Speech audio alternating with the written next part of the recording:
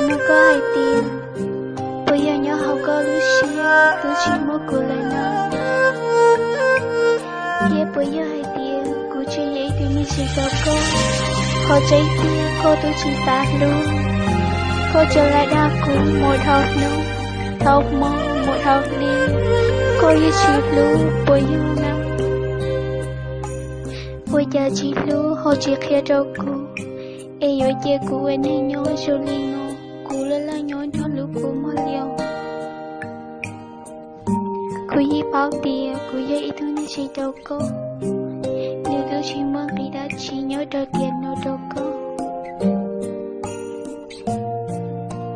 Chỉ xa lưu khía đâu cụ chỉ tôi xía đâu cô. Cụ yi bao tìa, cụ có mong thêm. Cho hai tìa mây nữa. Cụ mua lại chê, cô ý xía. Muốn thiệt tôi nếu có lưu tiếc con cho đau.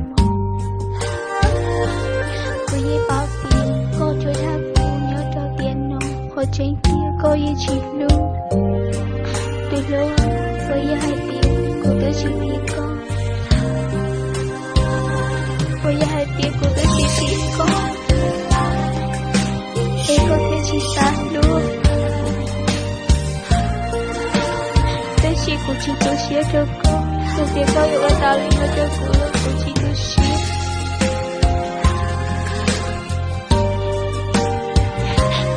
Từ giờ mua lại mà nhớ con nữa.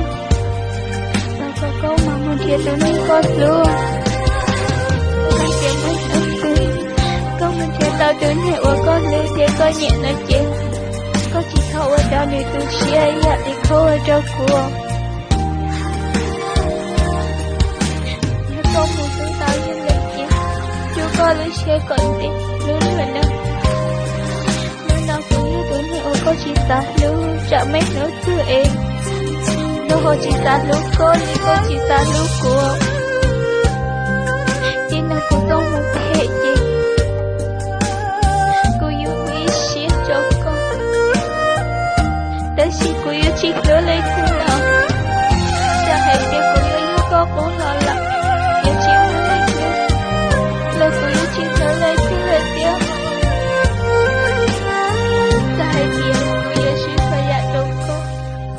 Em muốn nông kia nếu yêu sư lý chỉ mua là người đã chỉ. Là cô chỉ tôi xuyên.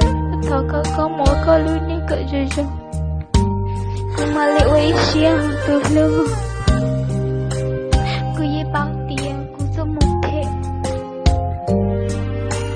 Thọ có mỗi có lưu đi cỡ rồi nó. Nhưng mấy nữa tư có nào hay tiền. Cô thơ lại nói chuyện. Thọ có không vô lỗ chơi cô riêng. Chỉ hay tiền cô chỉ tư. Còn mãi nó có mong. Nhát thật hồi lỗ chế chạy nghĩa chỉ muốn người ơi chỉ là. Ta chỉ.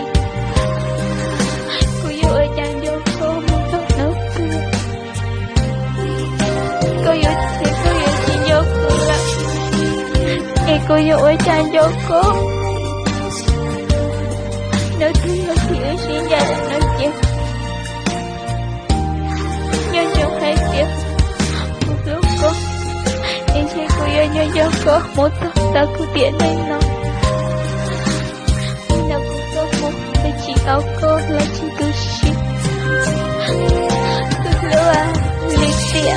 Trẻ yêu chỉ mua lòng. Ôi yêu chỉ tao xin chỉ xin lòng. Hỏi có yêu tôi này ôi cô lưu cho. Đã xịt. Trẻ yêu chỉ tao xin chỉ lấy chip. Mà mua con nữa. Muốn chết tôi mua con lưu. Thế coi nhẹ đời. Có thiết xa luôn rồi nếu có thể chỉ cho ý lý có chỗ cửa. Ta có chỉ thâu ở đó lý có xí. Nhà lý có ở đó cửa. Nhà hai tiền mấy đứa xí. Có nó hai tiền. Từ mình giờ thay đó là có ta lưu ý cho. Nếu một anh này luôn luôn nhớ. Chỉ nhớ lên tin, chỉ nhớ lên tin. Là chỉ thơ có hồ lưu thôi. Chỉ có hồ chúa thơ mình kia. Cô một ta lên nên chẳng lại nói chuyện cho con lùi xia. Hai tiệc cô mua lưu nên. Ê lưu chỉ lưu cô, lưu cô tu xia nói chuyện. che cô ye ba cô tu xie yo cho cô tu xie tiêu